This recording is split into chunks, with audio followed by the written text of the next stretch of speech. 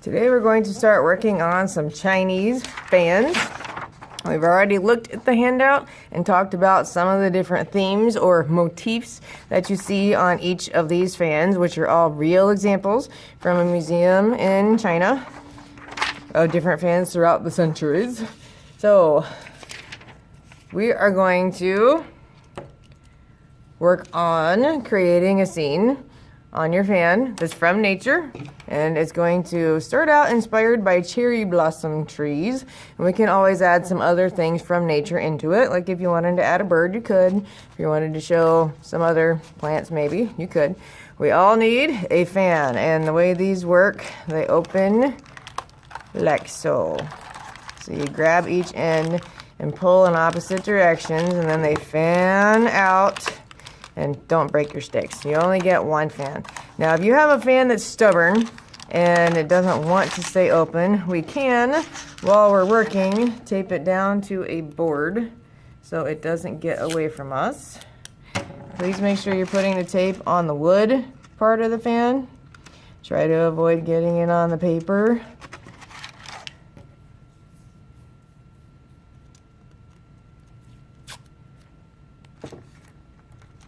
And also, before you get too far, you need something very important on your fan, and please write it on the wood. I'd like you to write your name and your class. Now, cherry blossom trees, if you look here, they can be shown more than one way. Like this is a traditional cherry blossom tree painted with black and some reds. And there's a little bit of gray there. That's from watering down the black. It's called making a wash. This is also a cherry blossom tree. It's just done in a slightly different style. So are we going to panic if your tree suddenly gets messy or if the paint runs? No, because it could be we're going to go for this style instead, where it's a little bit messier. So we take the black. Make sure your brush is wet. Stir it all up. And as we go across the fan, you're trying to paint branches, and we can't say that you messed up, because if your paint goes a different direction than you wanted, we just turn it into another branch, right? So we're doing the black first, so you know where the branches are. If you have a branch that it gets a little messy or too messy for you to handle, if you go back over it a little bit with some water, that can help repair it and make it look smoother. And I can have branches going from both directions. And while you're working on these, remember that this is Chinese-inspired art. So your fan does not have to have symmetry, because a lot of the times their fans were not symmetrical.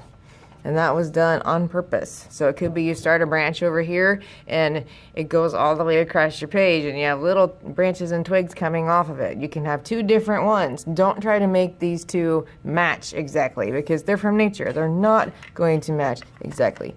Now, if you want, you can create a wash, which is what was done on this particular fan, where we have the nice black branch and then there's gray off behind it, and that's to show space. So you could take some black and put it in your lid, and then you add water to it. Let me scooch it over. I need to make it lighter. We add lots of water, and you see how my paint is now gray. So you could use that to add another layer in your picture. See, now I have a gray branch. So we have a little distance showing in the artwork. Once you have your branches painted, as many as you think you need, and don't get carried away, then you take a break for the day and let things dry.